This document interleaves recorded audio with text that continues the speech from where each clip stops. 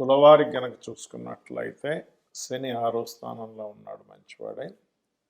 అయితే ఇక్కడ 6లో ఉండే శని యొక్క రాశిలో రాహువు మరియు ఆ శని ఉండే రాశి యొక్క ప్రభావం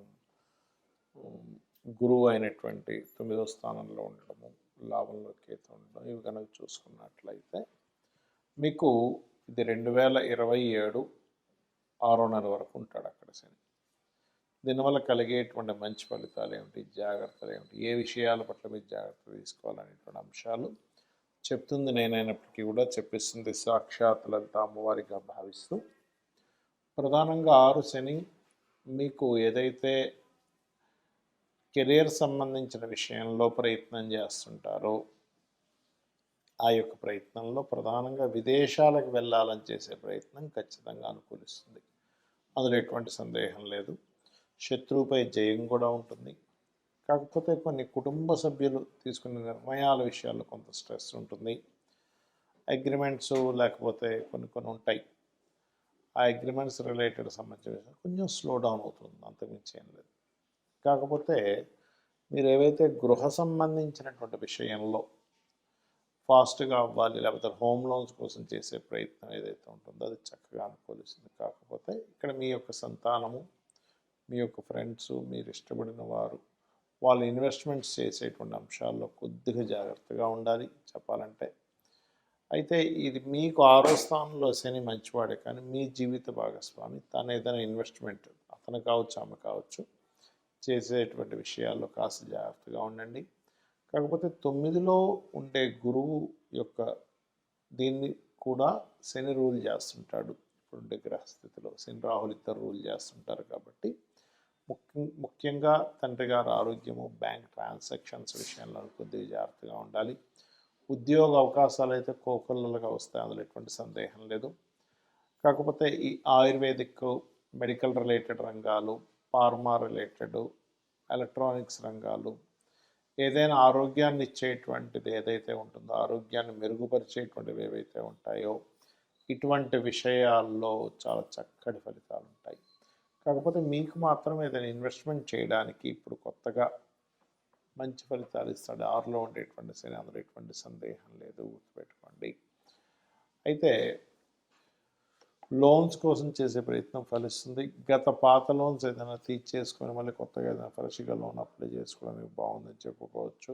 కోర్టు వ్యవహారాలు మరియు అదేవిధంగా కాంపిటీషన్ రంగాల్లో కాంపిటీషన్ ఎగ్జామ్స్కి ప్రిపేర్ అయ్యేటువంటి విషయాల్లోని, మరియు ఒక్కోసారి చూడండి మనం స్పోర్ట్స్ రంగాల్లో ఉంటాం, అటువంటి వారికి చాలా బాగుందని తెలుస్తుంది. ఇక మీరు నిత్యము చేయవలసిన దేవతారాధన దుర్గాదేవి యొక్క ఆరాధన, చండీ పారాయణం చేయండి, అన్ని విధాలు బాగుంటుంది. శని ఏలినాటి శని అనుకోండి, అర్ధాష్టమి శని అనుకోండి, అష్టమి శని అనుకోండి, లేదా శని మహాదశలు అనుకోండి, శని అంతర్దశలు అనుకోండి. మొట్టమొదటిగా మనం అమ్మో కష్టాలు ఇచ్చేస్తాడు, అమ్మో ఫైటింగ్ చేయాలి, అయ్యి బాబాయ్ ఏమైపోతుందో ఫస్ట్ ఈ భయం నుంచి బయటికి రండి. ఎందుకంటే ఫైటింగ్ మనమే కాదు, దేవతలు కూడా వాళ్ళు ఫైట్ చేస్తారు లైఫ్లో. మనం అందరం మొక్కేటువంటి లలిత అమ్మవారు బండాసుడితో ఫైట్ చేయలేదా? శివుడు త్రిపురాసుర సంహారం చేశాడు. గణపతి, మనం చూడండి ఏ దేవతను తీసుకోండి, వాళ్ళకేమి సుఖంగా హ్యాపీగా అలా ఏం కూర్చొని లేరు. ఆంజనేయ స్వామి మనకి లంకకు 100 యోజనాల లంక ఇక్కడి నుంచి ఎగురుకుంటూ వెళ్ళి అక్కడ చాలా బీభత్సం చేసి మళ్ళీ వచ్చాడు. శ్రమ పడకుండా ఉన్నారా ఒకసారి ఆలోచించండి. మహాగణపతి, ఆయన ఎన్ని గణపతి యొక్క వృత్తాంతంలో మనం విన్నాక. అదేవిధంగా శివుడు, విష్ణు ఎన్ని అవతారాలు ఎత్తాయండి, రామావతారం, కృష్ణావతారం. ఎందుకు, ఏం కష్టం, ఎందుకు నాకు ఇవన్నీ ఎందుకు అని చెప్పి దూరంగా ఉండొచ్చుగా. అంటే మన జీవితం దేవతలైనా, యక్షులైనా, గంధర్వులైనా, మనుష్యులైనా ప్రతి జీవి కూడా దేవతలతో సైతం వాళ్ళ లైఫ్లో ఒక కృషి చేసేటువంటిది, ఫైట్ చేసేటువంటిది ఉంది. మనందరం ఏంటంటే ఫైట్కి దూరంగా పారిపోతున్నాం, అమ్మో నాకు వద్దు, అది సంసార చక్రం నుంచి కూడా దూరంగా పారిపోతున్నాం. అమ్మో నాకు పెళ్ళొద్దు, ఎవడు పడతాడు, అమ్మో నాకు పిల్లలు వద్దు, ఎవడా బాధ్యత తీసుకుంటారు, అమ్మో నాకు ఉద్యోగం వద్దు, చక్కగా నేను ఈ ఆశ్రమంకి వెళ్ళిపోతాను అని అనుకుంటున్నారు. కానీ ఇక్కడ మీరు అర్థం చేసుకోవాల్సింది ఏంటంటే ఇవన్నీ మీ యొక్క కర్మలు. శని కర్మకారకుడు. కర్మను అందించడం మాత్రమే శని యొక్క బాధ్యత. అంతేగాని శని వస్తున్నాడు అనగానే అమ్మో ఏదో అయిపోతుంది, ఏదో మునిగిపోతుంది, ఏదో అయిపోతుందని కాదు ఇక్కడ మీరు అర్థం చేసుకోవాల్సింది. సాటర్న్ ఆల్వేస్ టీచర్స్, అంటే మనకి ఒక విషయాన్ని నేర్పిస్తూ ఉంటాడు. మనకి చూడండి, ఏదైనా కష్టం వచ్చినప్పుడే మనకి దానికి ఇంకొక మార్గం తెలుస్తుంది.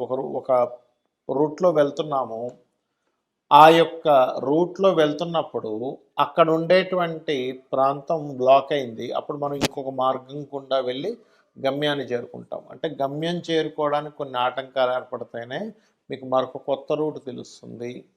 కొత్త రూట్కి వెళ్తున్నప్పుడు మీకు జ్ఞానం పెరుగుతుంది. అలాగే లైఫ్లో కూడా ఒక ఉద్యోగం పోయింది, ఇంకో ఉద్యోగం వస్తుంది.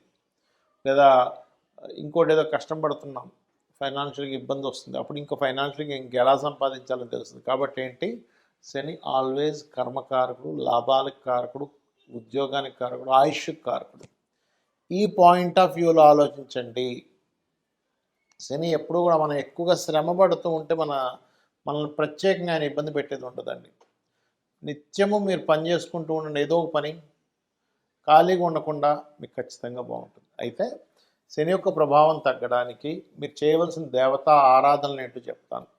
మీకు దగ్గరలో ఆంజనేయ స్వామి కానీ, గణపతి కానీ, లక్ష్మీనరసింహస్వామి కానీ, స్కందుడు కానీ, శక్తి ఆలయం, అమ్మవారి ఆలయాలు ఏమున్నా రోజు ఒక్కసారి వెళ్ళడం మీరు ప్రాక్టీస్ చేయండి. అంటే మీరు రోజు ఒక్కసారిని వెళ్ళేసి అక్కడ ప్రదక్షిణం చేసుకొని చక్కగా అక్కడ కూర్చొని ఒక కాసేపు రాండి, మీరే చూస్తారు దాని ప్రభావం. ఎందుకంటే మన చుట్టూ ఉండే ఆరాతో సంబంధం ఉంటుంది గ్రహ ప్రభావాలు.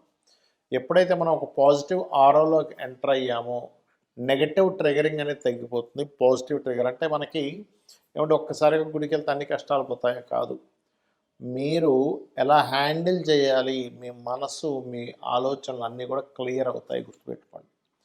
అలాగే మరొక విషయం ఏంటంటే, దీంతోపాటు మీకు దగ్గరలో గోశాలలు ఉంటే గోశాలకు వెళ్తూ ఉండండి. గోశాలలకు వెళ్ళే గోవుల యొక్క ఎనర్జీ కూడా కంప్లీట్ పాజిటివ్ ఎనర్జీ, గుర్తుపెట్టుకోండి.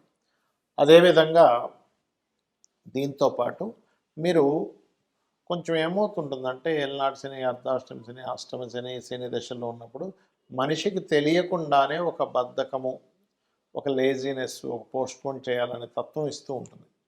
కాబట్టి ఒక టబ్బులో వాటర్ తీసుకొని అందులో గోరువెచ్చని నీళ్ళు తీసుకొని అందులో కాస్త కల్లుప్పు వేసి అందులో కాళ్ళు పెట్టి అట్లా కూర్చోండి కాసేపు.